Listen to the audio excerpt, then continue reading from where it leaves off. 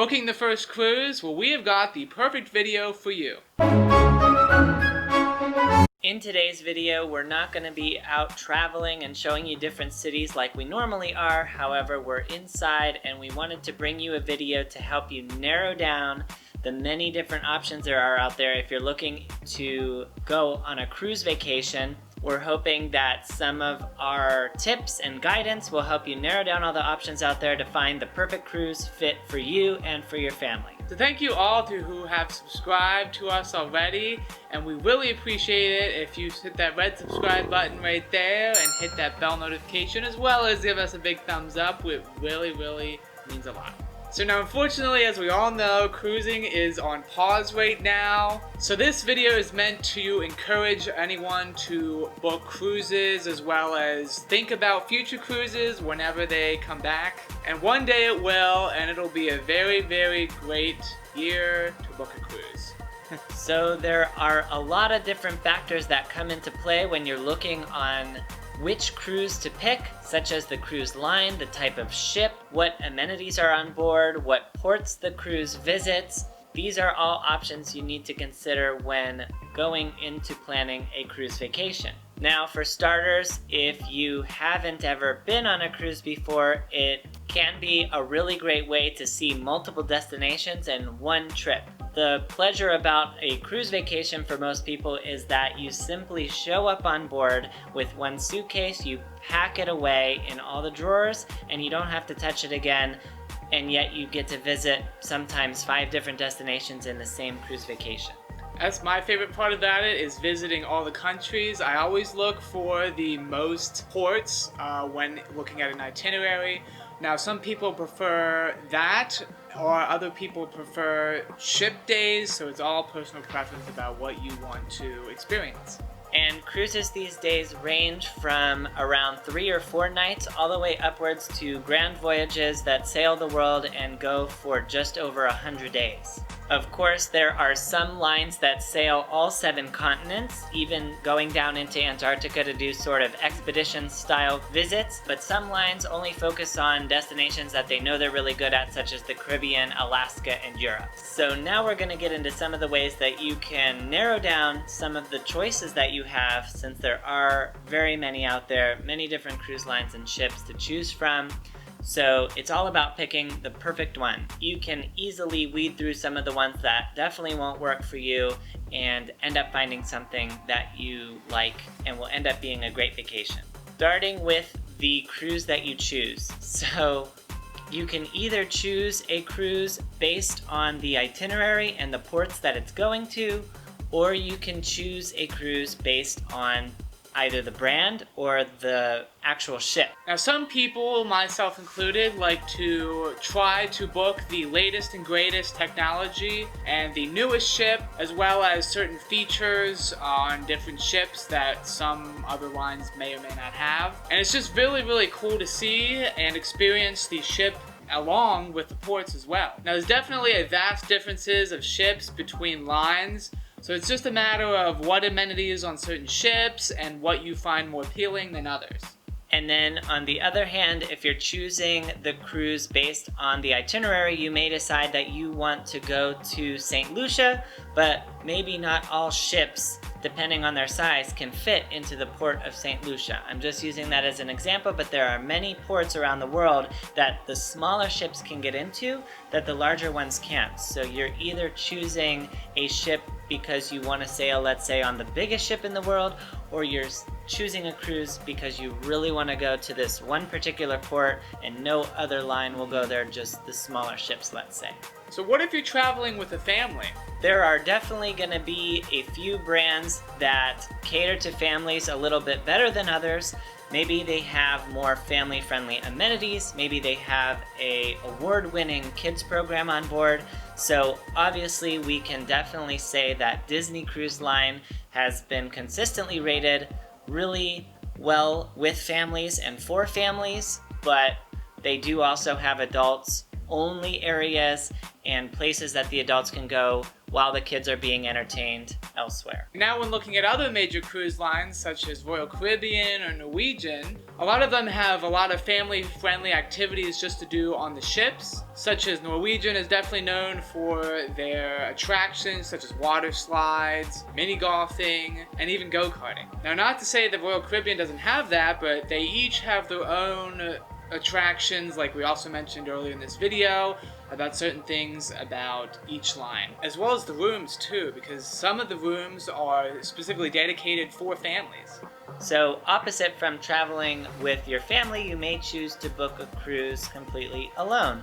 And there are many solo travelers that cruise the world completely alone. Cruises can be a great chance to meet other people. Typically you're dining in larger groups with fellow travelers, so you get to meet people from all over the world. But it's important to know that some cruise lines actually have solo cabins, because generally prices are based on double occupancy, meaning if you're traveling alone, you'll end up paying double what you probably should be paying. So it helps to do your research. If you plan on traveling alone, you don't want to get stuck paying double the fare when there are cruise lines out there such as Holland America, Royal Caribbean, and Norwegian that have certain ships that feature solo cabins or solo pricing. So now when you're out and about all day, either on port or touring the ship, you always want to come back to a nice cabin. So now the question is, which cabin is right for you? So when we're looking at a standard ocean cruise line, there are 4 major categories of stateroom to choose from. You can either be in an interior cabin, an ocean view cabin, a balcony cabin, or a suite. Now when you book an interior stateroom, it is going to be the smallest in size. So now when booking an interior room, it obviously is going to be the smallest in square footage, as well as it really doesn't have a view at all, no windows. However, when you sacrifice those things, it allows you to spend the money elsewhere, since the interior rooms are the cheapest. And then moving on to the other rooms, obviously they all come with a view. However, these suites are going to be a lot bigger and a little bit more pricier, so that might be better for your families. So our recommendation, if you're trying to pick one of the best room options for you, especially if it's your first cruise, I would try to stick with one of the 2 middle categories, either an ocean view room or a balcony room. A lot of people who have cruised in ocean view and interior, once they cruise in a balcony, they swear they're never going to go back to those smaller rooms. So it's a safe bet to say that if you pick either an ocean view or a balcony, you'll be absolutely happy. You'll have plenty of room to spread out, and you'll also get a view so that you can see the consistently changing scenery outside your window or balcony, which is part of the fun, constantly seeing the different scenery changing. And the sunsets too. So now moving on to what's included within your standard cruise fare. So the price that you pay for your cruise, you're always going to get most of your meals included. I say most because usually every line has specialty restaurants that they ask for a cover charge to eat, but once you're inside you can get anything off the menu. And that includes everything, even the entertainment on board, the gyms, the pool, and any other extracurricular activities on the ship. Now, as far as beverages, beer, water, coffee, and juice are usually always included. Now, Disney has soda included in their standard cruise fare, but most cruise lines do not have soda included in the fare, but they do have soda cards that you can purchase before you get on board if you're someone who likes to drink that, and alcohol, for the most part, is not included. They do also have alcohol packages, and they vary based on whether you are a wine-focused drinker or if you like more cocktails, but the basic inclusions are coffee, water, juice, and tea. So now when booking your cruise, it's always good to know about how many sea days you have on the ship, and how many you would like, and how many you would like to have in port. It's important to look at the sea days because obviously that's the day when the ship is just sailing from one destination to the next. It may require a longer length of time if you're traveling, let's say, to the Southern Caribbean from maybe the Bahamas or from Florida.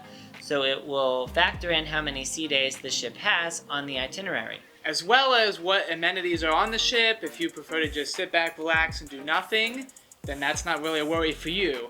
However, it also comes into play, like we mentioned previously, with the amount of amenities on the ships and about how many sea days, because you want to keep yourself occupied during that time. Even on the sea days, the entertainment department does a really excellent job about planning a full schedule so you can absolutely keep yourself as busy or as relaxed as you prefer. Obviously, these ships are fully equipped. They have spas, they have gyms, so if you just want to take care of yourself for the day while the ship is sailing from one destination to the next, the sea days can actually be really enjoyable.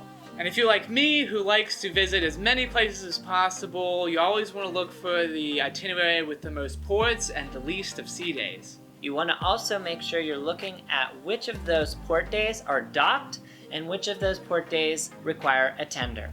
So now when you're docked in port, you're in a deep water harbor, which means it's easier for the ship to go right up to the dock and just walk right off onto that port. However, when you're anchored offshore, you have to take a tender, which is a small little boat that takes you all the way up to the actual port, and it might cause some delays to your schedule, so you want to plan accordingly.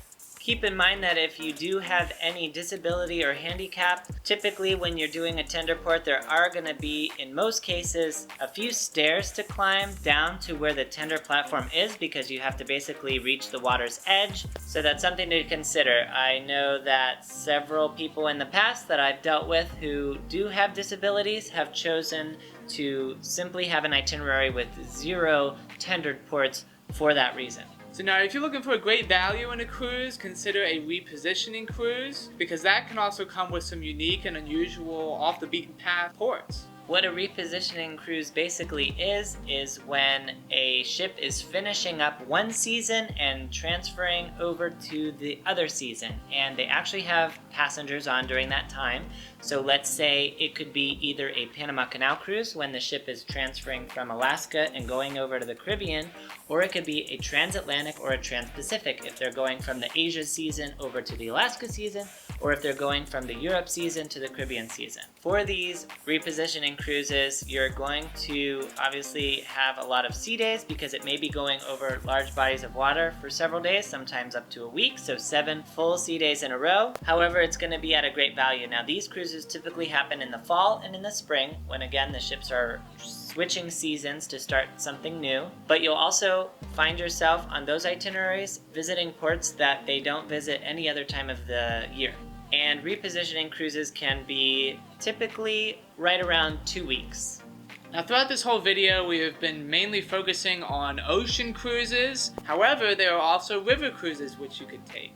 And those just offer unique perspectives of different cities and ports that you cannot get elsewhere.